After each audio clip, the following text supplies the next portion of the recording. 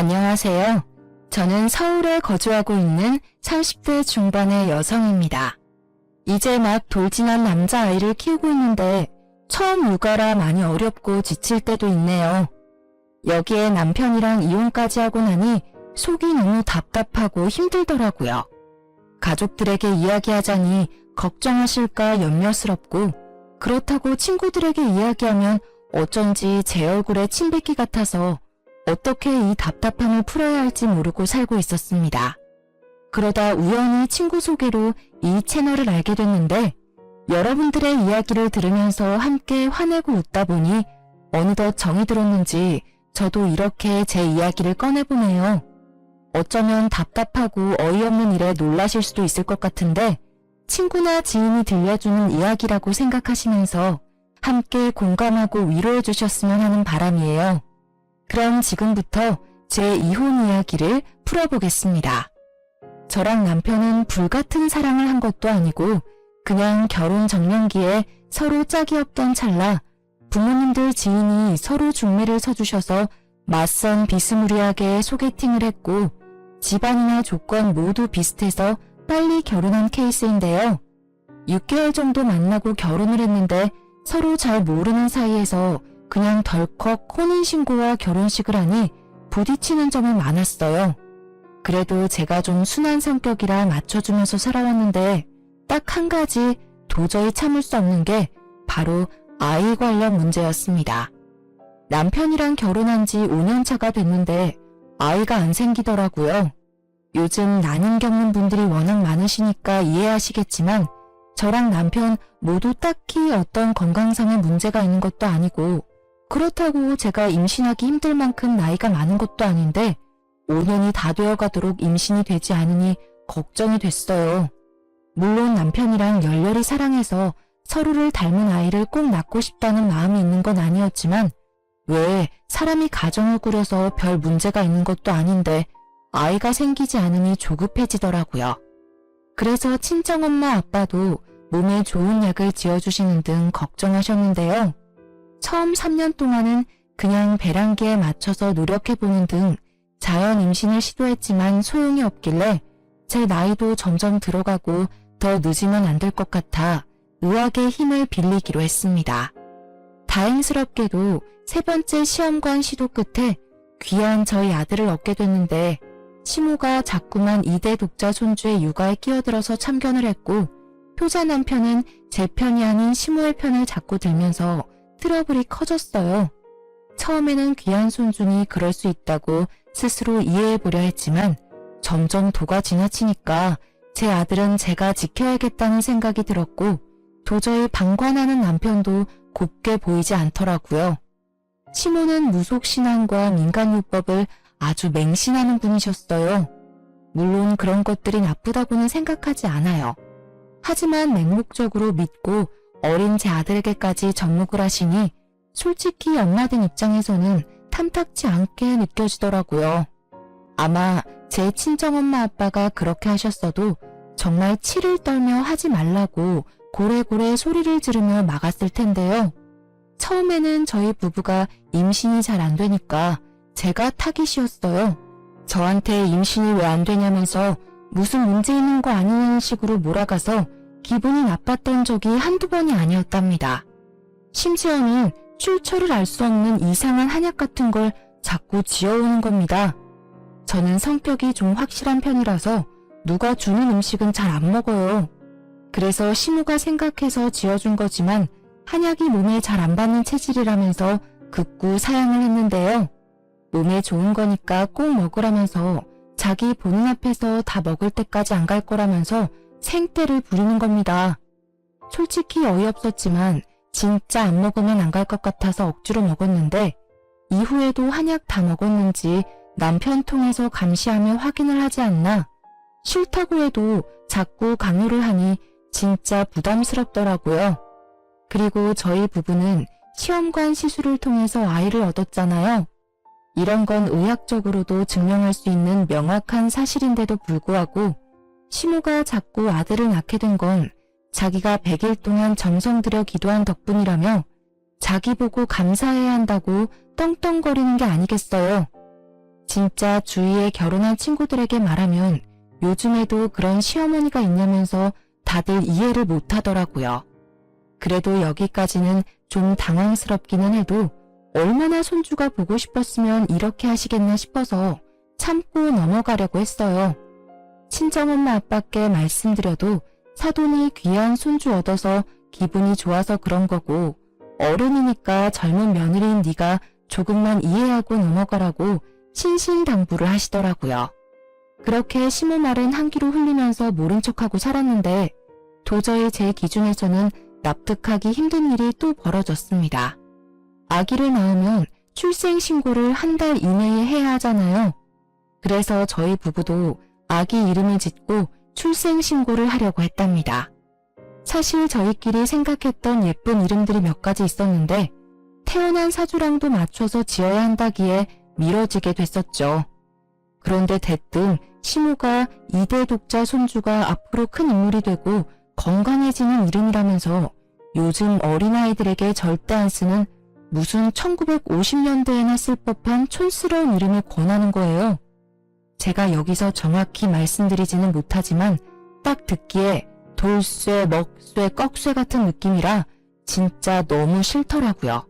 저뿐만 아니라 항상 조용하고 가정일에 무관심해 보이던 시부도 그건 좀 아닌 것 같다면서 나서지 말라며 시모에게 면박을 줬습니다. 속으로 그나마 시부라도 제 편을 들어줘서 다행이다 싶었어요. 정작 아기 아빠인 남편은 아무 말 안 하고 못 들은 척하고 있었거든요. 그래서 시모에게 요즘 이런 이름은 안 쓴다면서 죄송한데 아이 이름은 저희가 지어주고 싶다고 말씀을 드렸어요. 그랬더니 시모가 바락바락 화를 내는 게 아닙니까? 어머니, 죄송한데 이름이 요즘 태어난 아이랑은 안 어울리는 것 같아요. 알아봐 주신 건 너무 감사한데 저희가 철학관 가서 알아서 지을게요. 무슨 소리야 그게? 내가 이 이름 지어오느라고 얼마나 고생했는 줄 아니? 몇 날 며칠 정성 들여서 지은 거야. 애한테 이름이 얼마나 중요한데. 중요하니까 드리는 말씀이에요. 요즘은 애들이 영악해서 조금만 놀릴 거리 있어도 왕따 시키고 그런단 말이에요. 뉴스 좀만 봐도 나와요, 어머니. 저는 제 아들이 그렇게 힘들어하는 거 보기 싫어요. 이번만은 제 뜻대로 하게 해주세요. 글쎄 안 된다니까. 이 이름으로 해야 우리 귀한 손주가 잘 큰다고. 너는 어른 말을 무시하는 경향이 있다? 나야말로 부탁 좀 하자. 이번에는 내 말 들어야 해. 막말로 우리 손주 잘못되면 책임질 거야? 아니 자기 손주이기 이전에 제가 10달 동안 품어 배 아파 낳은 제 아들인데 이렇게 본인이 알아온 이름을 강요하는 게 말이 되나요? 뭐 고작 이름 하나 가지고 양보할 수 있다고 생각하는 이해심 넓은 분이 계실지는 모르겠지만 저는 그러기 힘들더라고요. 특히 아직 태어난 지 한 달도 안 된 신생아에게 무슨 이름을 잘못 지어서 아기 잘못되면 책임질 거냐느니 본인의 뜻을 관철시키기 위해 협박까지 일삼는 시모의 모습에 이번만큼은 진짜 저 고집을 확 꺾어야겠다는 생각마저 들었습니다. 그래서 화내고 소리치는 시모의 모습에 어이가 없었지만 당황한 기색을 꾹 참고 태연하게 행동하며 안 된다고 말을 했어요. 저 혼자 그러면 안 먹힐 것 같아서 남편한테도 뭐라 말 좀 하라고 했죠. 그런데 남편이 머리 아프다면서 자리를 피해버리는 겁니다. 마지막 희망인 시부에게 눈치를 줬는데 시부도 시모의 등살에 시달리게 생활화됐는지 똑같이 에이 하면서 집을 나가버렸어요. 그래도 어쩝니까? 도와주는 사람 없어도 제가 제 아들 엄마잖아요. 꿋꿋이 죄송하지만 저희끼리 알아서 짓겠다고 시모를 돌려보냈어요. 그리고 그날 밤 남편에게 분명히 말을 했죠. 우리 아들 이름은 우리가 지을 거니까 더 이상 시모한테 휘둘리지 말라고요. 그랬더니 남편이 알겠다고 하더라고요. 그래서 저는 마음 편하게 유명한 철학관에 가서 아기에게 맞는 이름 후보를 몇 가지 골라왔고 남편이랑 상의해서 제일 마음에 드는 하나를 선택했답니다. 그렇게 아이 보느라 바쁜 저 대신 남편이 출생신고를 하러 갔었어요. 가는 길에도 한자 적힌 종이에 표시까지 해주면서 거듭 확인을 시켜줬죠. 시간이 흘러 당연히 저는 그 이름으로 출생신고를 했다고 생각했고 친정 식구들과 친구들에게도 자랑하고 아이 통장도 만들어주기로 했어요. 그런데 잠시 아이를 친정엄마에게 맡기고 통장을 개설하기 위해 아이 관련 등본과 서류를 뽑는데 제 아들 이름이 시모가 바득바득 우기던 그 이름으로 올라가 있는 겁니다. 이게 무슨 일이지 싶고 너무 어이가 없더라고요. 순간 시모가 중간에서 수작을 부렸나 싶어 화가 치밀었습니다. 바로 남편에게 전화를 걸었는데 정말 어처구니 없는 사실을 알게 됐어요. 여보, 큰일 났어. 등본에 우리 아기 이름이 잘못 올라가 있는데? 당신 제대로 한 거 맞아? 이상해. 어머니가 중간에서 뭐 하셨나? 어머니가 하라던 이름으로 올라가 있어. 아, 그거 내가 한 거야. 아, 뭐? 그게 무슨 소리야? 당신이 어머니가 하라는 이름으로 우리 아기 출생신고를 했다고? 아니 사실 생각해보니까 엄마가 기껏 생각해서 지어준 건데 그렇게까지 주장하는 데는 다 그만한 이유가 있지 않을까 싶어서. 아무렴 자기 손주인데 잘못되는 일을 하셨을까? 그걸 지금 말이라고 하니? 설사 그렇다고 하더라도 어떻게 나한테 한마디 상의도 없이 중간에서 이렇게 일을 처리해. 나랑 당신 부부잖아. 그리고 우리 아기 이름이고. 근데 이렇게 어머니 편에서 생각해서 다 처리해버리면 나는 뭐가 돼? 그렇게 깊게 생각해서 한 건 아니야. 너무 예민하게 굴지 마, 여보. 엄마가 가족관계 증명서까지 떼오라고 그러는데 너무 머리가 아파서. 진짜 내가 이번만 엄마 말 들어주자. 당신이 이해 좀 해주라. 우리 아들 평소에는 예쁜 이름으로 불러주고 나중에 정 아니면 개명하면 되잖아. 그러는 사람들도 많다더라. 남편의 헛소리를 더 이상 듣고 있을 수 없었어요. 남편은 저랑 부부인데 이렇게 시모에게 휘둘리면서 아내인 제 의견은 묵살해버리는 게 맞는 일인가요? 진짜 옆에 있었으면 확 깨물어버리고 싶을 만큼 얄미웠어요. 바로 전화 끊고 너무 화가 나서 친정엄마에게 전화를 했습니다. 그래서 자초지종을 말하니까 친정엄마도 너무 어이없어 하더라고요. 그러면서 출생신고를 마쳤으니 정정도 어렵고 개명해야 한다면서 시모가 보통이 아니니 조심하라고 혀를 내두르셨어요. 친정엄마도 지인 말만 듣고 결혼을 하라고 주선을 했는데 시모가 이렇게까지 고집불통인 줄은 미처 모르셨나 봐요. 심지어 제가 지금 남편 말고 이전에 결혼하겠다고 데려온 남자가 있었는데 그때 반대를 해서 헤어지게 된 걸 미안했다고 사과까지 하셨어요. 결혼 생활이 많이 힘드냐고 애도 키우느라 지칠 텐데 이런 마음고생까지 하느냐면서 우시더라고요. 상황이 이쯤 되니 괜히 친정엄마한테 걱정만 안겨드리는 것 같고 저도 죄송한 마음이 생겨서 괜찮다고 거짓말을 할 수밖에 없었어요. 나중에는 저의 화나고 속상한 마음은 숨기고 괜찮아, 꼭 개명시킬게, 어쩔 수 없지 이랬네요. 오히려 제가 친정엄마 안심시키려고 이런 말을 하게 되더라고요. 그렇게 고집불통 시모와 그런 시모에게 꼼짝 못하는 남편, 그리고 제 결혼 생활이 힘들면 그걸 본인 탓이라고 미안해하는 친정엄마와의 관계에 갇혀 어떻게 해야 할지 몰라 답답했습니다. 그래도 시간은 흘러 마음을 추스리고 아이를 키우는 재미에 빠져 살았어요. 출산 직후에는 매일 반복되는 밤수유와 정신없는 육아에 지쳐 살짝 산후 우울증이 오기도 했는데 시간이 흐르면서 저도 적응을 했는지 아기가 너무 예뻐서 힘듦이 사르르 녹게 되더라고요. 아마 아기 키워주신 주부님들이라면 다 아실 텐데요. 매일 추레한 모습으로 일어나 아이와 동고동락하면서 24시간을 지내다 보면 하루가 정말 순식간에 지나가잖아요.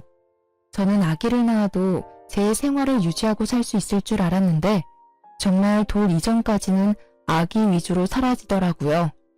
바깥바람이라도 좀 쐬려고 아기를 유모차에 태우고 공원이라도 다녀오면 녹초가 돼서 쉬고 싶지만 젖병 씻으랴, 집안일 하랴, 이유식 만들랴. 정말 몸이 하나인 게 아쉬울 지경이던 거 있죠? 물론 나중에는 젖병도 물량공세로 여러 개 돌려쓰고 이유식도 시판을 사서 먹이고 나름 편한 방법을 찾기도 했어요. 그래도 제 몸 하나 건사하기 힘든 초보맘인 터라 처음 하는 출산과 육아가 정말 힘들더라고요. 남편이 좀 도와주기라도 했다면 좋았겠지만 야근이 많은 특성상 제가 무조건 독방 육아를 할 수밖에 없는 상황이었어요. 하지만 아기가 예뻐서 이 모든 걸 감수하고 있었답니다. 그런데 정말 시시때때로 걸려오는 시모의 영상통화는 참기 힘들더라고요. 물론 저도 이해를 합니다. 귀하게 얻은 손주가 얼마나 보고 싶고 애틋하겠어요. 저희 친정엄마 아빠도 영상통화하는 재미에 빠졌다면서 웃으시니 그 모습을 보는 것만으로도 뿌듯하고 아기 낳기 잘했다 싶었거든요. 그런데 시모는 너무 중간이 없는 겁니다. 하루에도 4-5번씩 영통을 걸어오고 혹여나 제가 아기 낮잠을 재우거나 이유식을 먹인다고 못 받으면 무슨 일 있냐고 뭐 하냐고 꼬치꼬치 답할 때까지 캐묻는데 진짜 혼자 아기랑 씨름하고 있을 때 이렇게 닥달을 하면 저도 사람인지라 짜증이 나더라고요. 그래도 얼마나 좋으면 이러실까 싶어 꾹 참았습니다. 영통 오면 오는 대로 받아주고 혹여나 아기 자느라 못 받는 상황이면 아기 재우고 나서 깨면 연락드리겠다고 하고 다 지켰어요. 그런데 사람이 호의가 계속되면 권리인 줄 안다더니 제가 너무 시모에게 다 맞춰주고 살았던 걸까요? 눈치 없는 시모가 점점 제 육아에 입을 대고 간섭을 하는 겁니다. 애미야, 애 운다. 울기 전에 밥 줘라. 자꾸 울어서 주는 버릇하면 애 성격 나빠진다고 몇 번을 말하니? 아, 어머니, 방금 보충 분유 먹여서 안 먹을 거예요. 그리고 지금은 아직 이유식 2번 먹이는 때라서 나중에 저녁으로 먹이면 돼요. 제가 알아서 할게요. 아니, 이렇게 이가 났는데 왜 아직 분유를 줘? 밥 주면 된다. 예, 애 이리 줘봐라. 내가 죽 만들어서 먹일게. 그리고 애가 왜 이렇게 말랐니? 이제 보니까 밥 안 주고 아직 이렇게 분유 줘서 살이 안 찌는 거 아니야? 아이고, 엄마가 밥을 안 줘서 우리 아기 배고팠죠요. 어머니, 돌되기 전까지는 하루에 500ml 정도는 우유 먹여야 해요. 요즘 육아서에 다 그렇게 적혀 있는데 예전이랑 달라요, 어머니.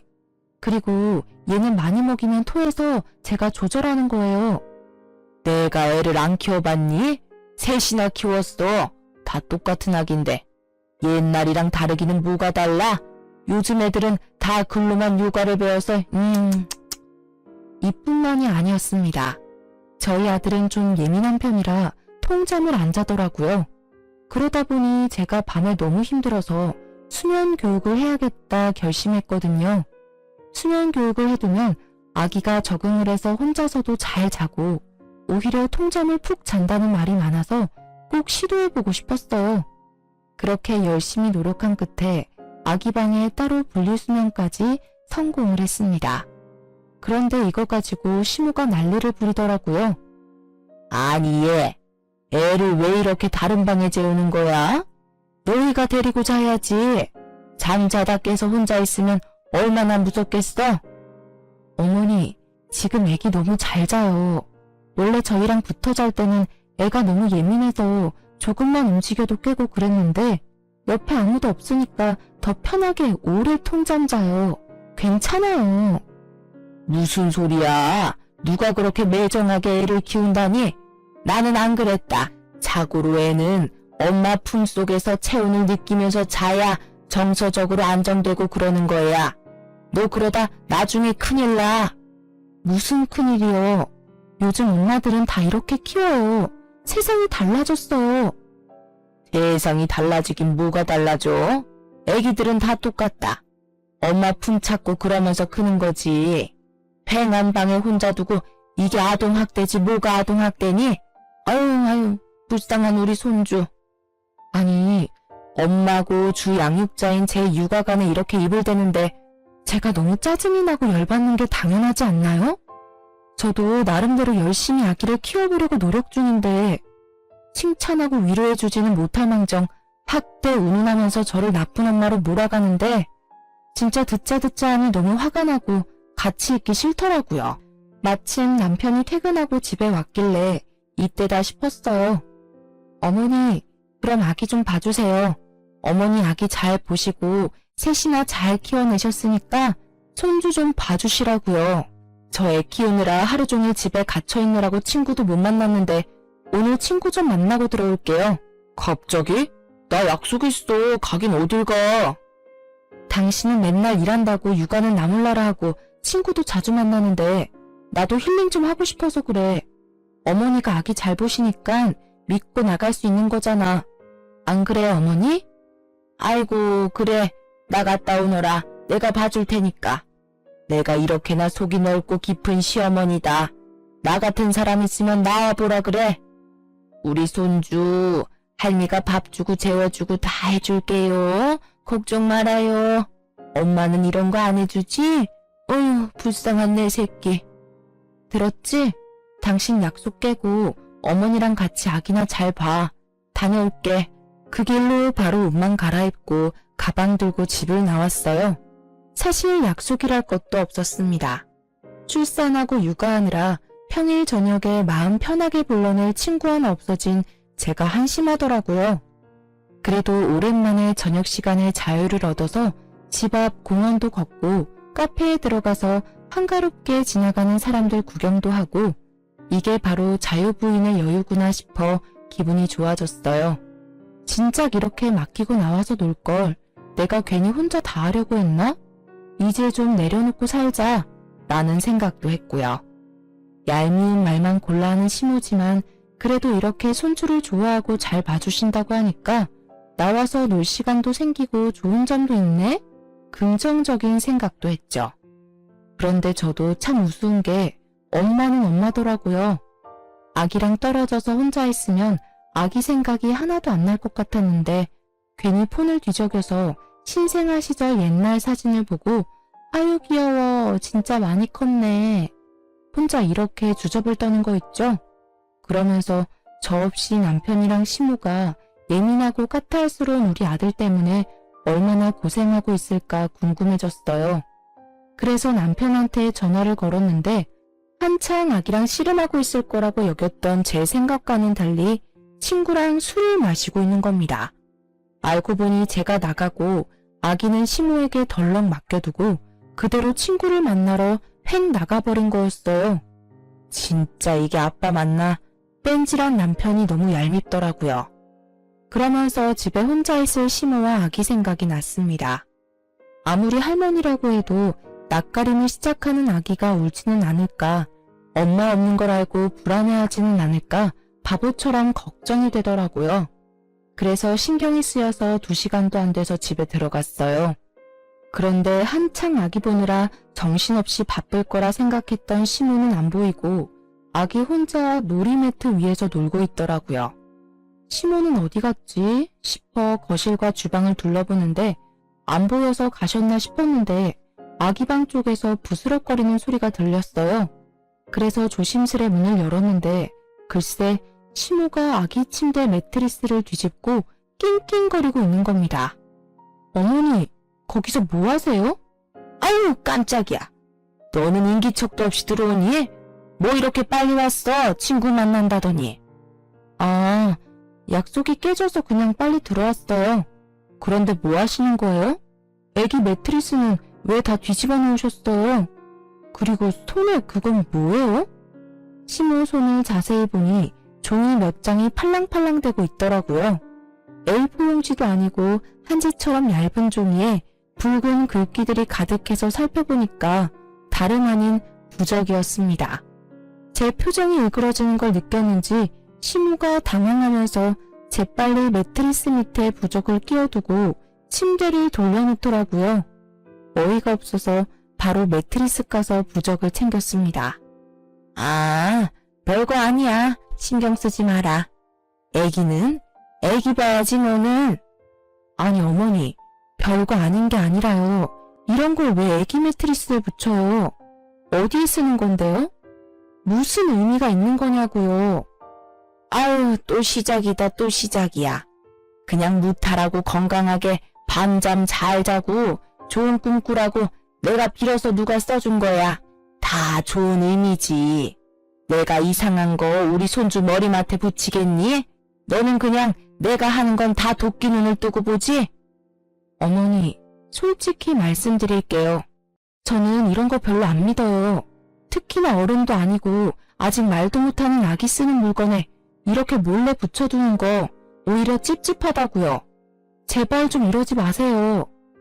너는 말을 해도 참 섭섭하게 한다. 나 우리 손주 할미야. 하나밖에 없는 2대 독자 잘 크게 하려고 하는 건데 너는 정작 어미가 돼서 밥도 제대로 안 주고 잠도 잘 안 챙겨 재우는데 내가 이런 거라도 신경을 써야지. 우리 2대 독자 너 때문에 다치고 아프면 책임질 거야? 진짜 그놈의 책임. 짜증이 머리 끝까지 치솟더라고요. 제가 엄마지 시모가 엄마인가요? 시모는 그냥 할머니답게 뒤로 한 발 물러나서 제가 하는 육아를 마음에 안 들더라도 지켜봐줬으면 좋겠는데 어떻게 이렇게 사사건건 간섭을 하는지 모르겠더라고요. 제 상식으로는 이해 불가라서 진짜 가슴이 답답했어요. 이런 것도 다 이해하고 넘어가는 세상 착한 며느리가 있을까요? 저도 남에게, 특히 나이 많은 어르신들에게는 싫은 소리 못하고 조금 손해보더라도 예의 차리는 순한 성격이거든요. 그런데 정작 제 시모가 이렇게 아나무인으로 구니까 더는 참고 지내지 못하겠다는 생각이 들더라고요. 그래서 일단 시모 보고 가시라고 하고 남편한테 전화를 걸어 지금 당장 안 들어오면 이혼할 거라고 통보했습니다. 놀란 남편이 무슨 일이냐면서 급하게 들어왔어요. 여보, 나 이렇게 못 살겠어. 내가 나쁜 엄마야? 아기 밥 안 주고 잠도 잘 안 재우는 나쁜 엄마냐고. 맨날 밖으로 놀러 다니고 아기한테 관심 1도 없는 당신이 나쁜 아빠 아니고? 갑자기 또 왜 그래? 당신도 오늘 친구 잘 만나고 왔잖아. 우리 엄마가 아기 잘 봐줘서 잘 놀고 와서 왜 이래? 나 친구 안 만났어. 맨날 24시간 아기 보느라 만날 친구도 다 끊겼어. 그런데 우리 어머니는 나보고 아동학대 운운하면서 애 그렇게 키우지 말라고 나 때문에 다치고 아프면 책임질 거니. 이거 봐.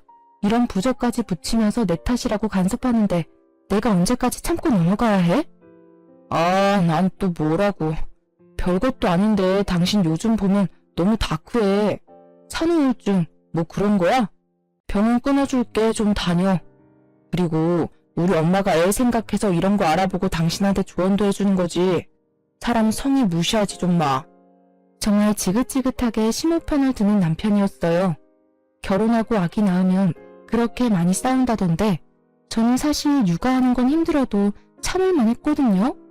그런데 진짜 입 육아하고 저를 나쁜 엄마로 몰아가는 이 시모와 남편 때문에 정말 가슴이 터질 것 같았어요. 나중에는 제가 예민하고 산후우울증 때문에 그런다는데 아무리 생각해도 저는 너무나 멀쩡하고 정상적이었거든요. 제가 욱하고 화가 날 때는 시모 그리고 그 편을 드는 남편과 엮이는 일이 생길 때뿐이었습니다. 이때부터는 저도 너무 빡쳐서 시모가 연락 오면 절대 안 받고 무슨 일 있냐고 찾아와도 아예 대꾸를 안 했어요. 회피하는 게 답은 아니지만 그냥 그렇게 놔버리게 되더라고요. 그렇게 아기만 보면서 살다 보니 어느덧 돌잔치 날이 됐습니다. 아무래도 양가의 첫 아기인지라 무슨 부잣집처럼 화려하게 잔치를 열어주지는 못해도 포토그래퍼를 부르고 조금 격식 있는 곳에서 가족 지인들을 초대해 식사를 대접했어요. 다행히 아기도 이날 컨디션이 좋아서 방실방실 많이 웃고 노래가 나오니 몸도 이리저리 흔들고 춤추며 이쁜 짓을 많이 해서 저도 기분 좋고 다들 즐거워했죠. 돌잡이 때는 또 청진기를 잡아서 의사 될 거야 우리 아들 하면서 남들 다 아는 고슴도치맘의 면모를 보이곤 했습니다.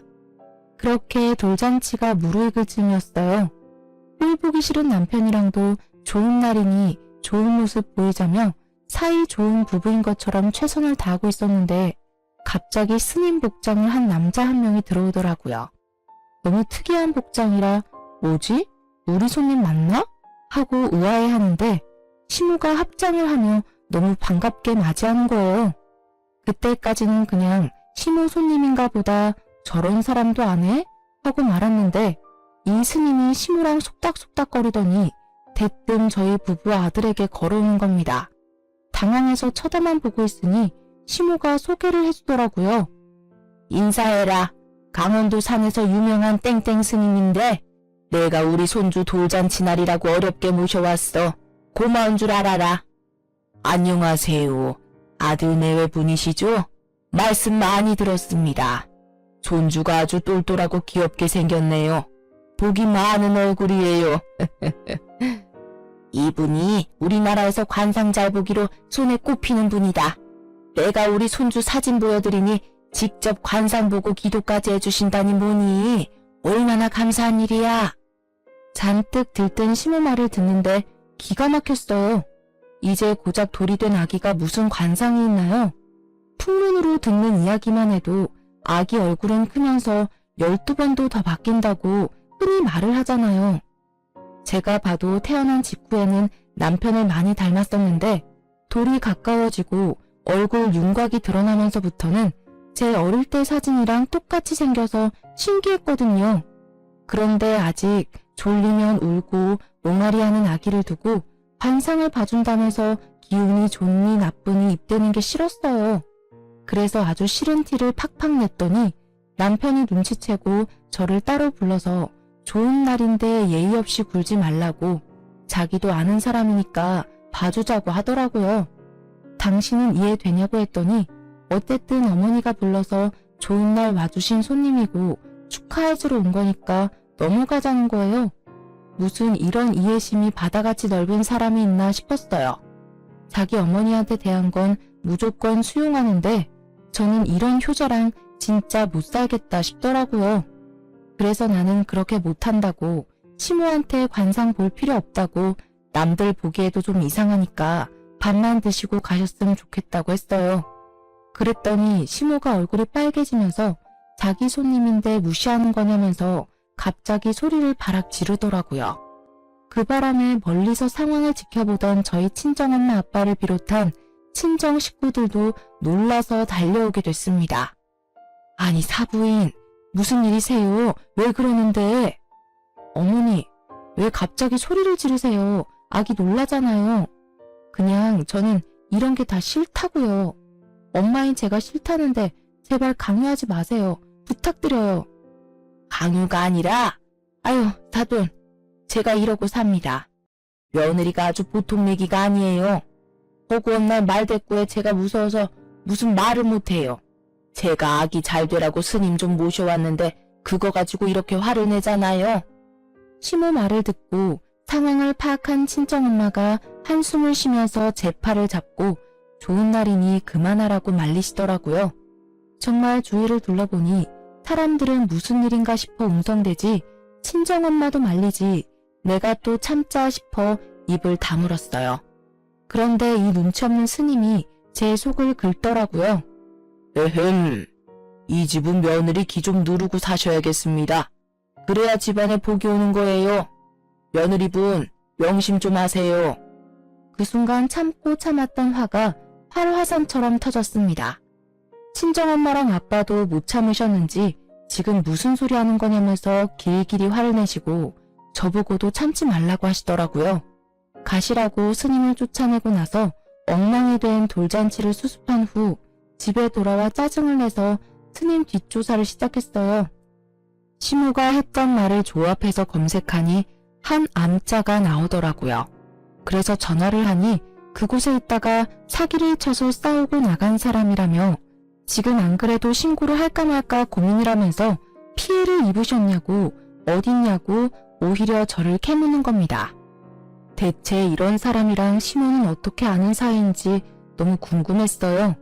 혹시 이 사람이 부적이며 기도며 다 해준 게 아닌가 싶더라고요. 그러다 문득 남편이 아는 사람이라고 했던 말이 떠올랐어요. 그래서 바로 남편을 잡아서 사실대로 말하라고 으름장을 놨습니다. 몇 날 며칠 쫓아다니면서 당신이 안 말해주면 흥신소라도 고용하겠다고 하니 한숨을 푹 쉬면서 사실을 털어놓더라고요. 알고 보니 그 스님은 시모 내연남이었는데 그동안 남편을 꼬드겨서 뒤로 아기 계명이며 부적이며 기도하는 값으로 수백만 원씩 저 몰래 지불을 하고 있었던 겁니다. 아니 어떻게 멀쩡히 살아있는 아빠를 두고 바람피는 엄마와 내연남을 알면서도 이렇게 돈까지 줘가며 눈 감아줄 수 있는 건지 제 상식으로는 도저히 이해가 되지 않았어요. 그랬더니 평생 가정에는 무관심하고 돈만 주는 아버지에게 질렸고 외로워하는 엄마가 불쌍해서 알면서도 봐줬다고 하더라고요. 정말 세상에 이런 효자가 또 있을까요? 제가 나서지 않으면 남편은 계속 시모에게 잡혀 살 것 같았어요. 엄밀히 말하면 시모의 내연남인 그 땡중에게요. 그래서 시모한테 단단히 일러두려고 따지러 갔습니다. 어머니, 저 다 알고 왔어요. 다시는 저희 부부 일에 끼어들지 마시고 어머니 행복은 혼자 찾으세요. 한 번만 더 저희 아들 위한답시고 이상한 일에 이용하시면 저 진짜 가만 안 있을지도 몰라요. 진심입니다. 네가 알긴 뭘 안다고 그래 버릇없이. 어디 함부로 그런 말을 해. 스님 말 하나도 틀린 게 없다. 이것 봐. 네가 우리 집안 다 망치고 있잖아. 며느리 잘못 본 거야 내가. 아유. 집안 망치는 건 제가 아니라 어머니랑 그 땡중이죠. 땡중? 너 말 다 했니? 네가 그렇게 함부로 말할 뿐이 아니야. 안 그래도 내가 너한테 이런 말까지 전해야 하나 고민했는데 너 하는 거 보니까 제대로 말을 해줘야겠다. 스님이 우리 손주 정도면 지금쯤 말도 하고 걸어야 하는데 발달이 늦는 게 다 네 덕이 부족해서 그렇대. 엄마가 이렇게 매사 부정적인데 좋은 기운이 들겠니? 그래도 나 봐서 촉 켜주신다니까 1000만 원 이체시켜라. 아니 갓 돌지는 아기가 말하고 걷지 못한다고 발달이 느리다는 건 무슨 과학적 근거가 있는 건가요? 물론 빨리 말하고 걷는 아기도 있겠죠. 하지만 병원에서 영유아 검진을 받을 때마다 잘 자라고 있다고 아무 염려 말라고 하는데 이렇게 땡중 말만 듣고 저에게 또 1000만 원을 붙이라고 아주 뻔뻔하게 이야기하는 시무를 보니 이제라도 빨리 이 미친 집안과 연을 끊어야겠다는 생각이 들었습니다. 너무 열받아서 남편한테 상의하고 뭐고 바로 다이렉트로 시부에게 전화해서 집에 들어오시라고 했습니다. 놀란 시부가 잔뜩 화가 나 있는 저와 시무를 보고 멈칫하다가 이내 차분한 표정으로 들어와 앉으시더라고요.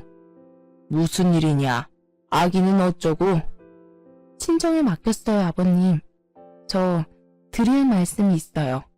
저 진짜 아버님 충격받으실까 참고 또 참으려고 했는데 더 참다가는 제가 정신병에 걸릴 것 같아요. 어머니 불륜하는 거 모르셨어요? 야, 미친년 아니야 이거? 내가 무슨 불륜을 해? 증거 있어? 증거 있냐고. 내가 아주 며느리가 아니라 귀신을 들였구나. 아이고. 저에게 달려드는 시무를 한 팔로 제 앞에서 소파에 던져버렸습니다. 저한테 그런 괴력이 있는지 몰랐는데 사람이 너무 화가 나니까 저도 모르게 그런 행동이 나오더라고요. 소파에 내동댕이 쳐진 시무가 저를 죽일 듯이 노려봤어요. 그리고는 아니라고 제 말 듣지 말라면서 시부한테 매달려서 악다구니를 쓰더라고요. 그런데 시부가 시무를 감싸기는커녕 가만 있으라면서 뿌리치는 겁니다. 그 땡중 말하는 거냐? 내가 왜 몰라?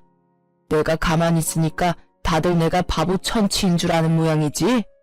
내 주머니에서 돈이 줄줄 새나가고 집에 수백 수천짜리 잡쓰레기가 넘쳐나는데 내가 왜 그걸 몰라? 며느리 너까지 알 정도면 네 시무가 아주 대놓고 지랄을 했나 보구나. 아버님, 그걸 다 알면서 지금까지 참으신 거예요?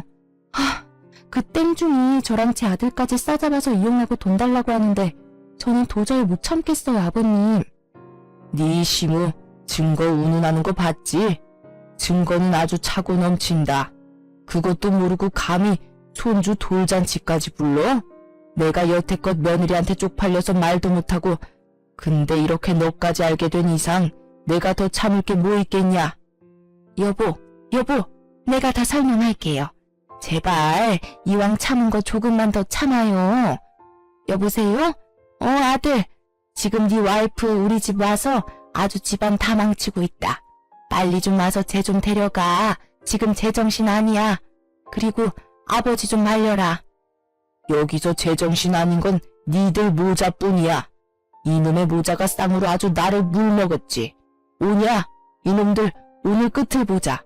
너도 당장 집으로 뛰어와. 아버지 부름에 한달음에 남편이 달려왔습니다. 시모는 덜덜 떨면서 울고 있지. 저는 기세등등하게 소파에 앉아있지.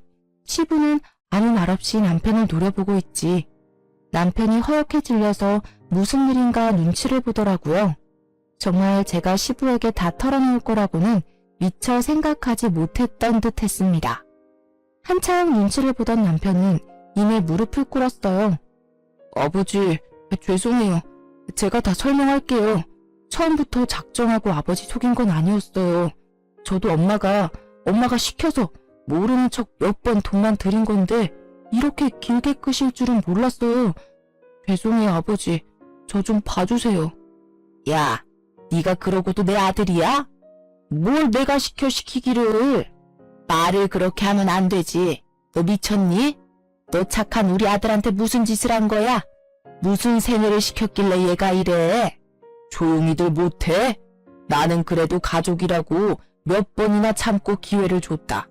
며느리한테 부끄럽기도 하고 무엇보다 내가 일궈온 내 가정이니까. 그런데 나를 이렇게 비참하게 만들어?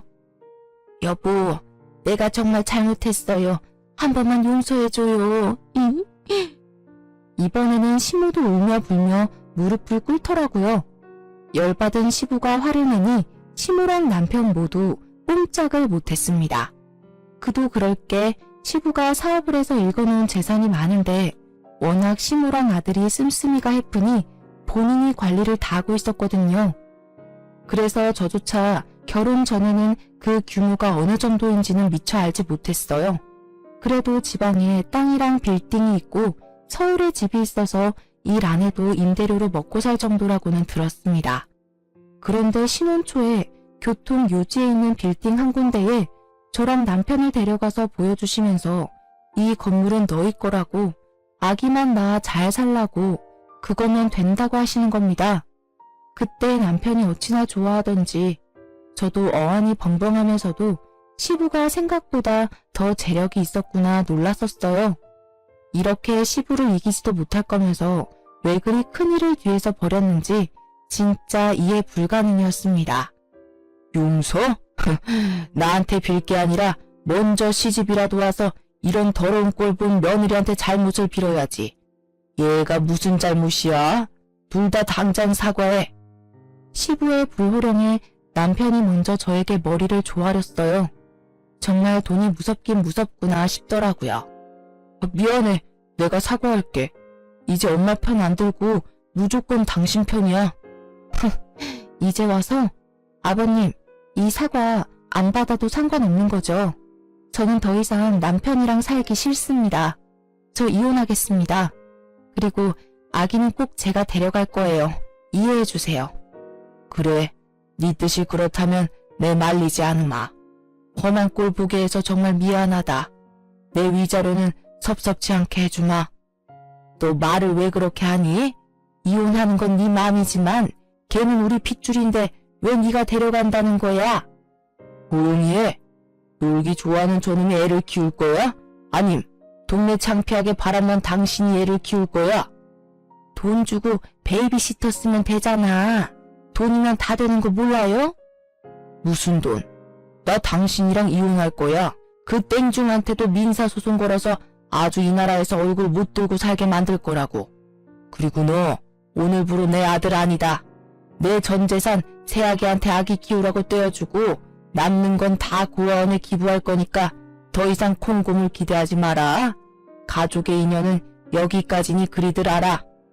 그 말에 시모와 남편 모두 시부 바짓가랑이를 잡고 엉엉 울면서 추하게 매달리기 급급했습니다.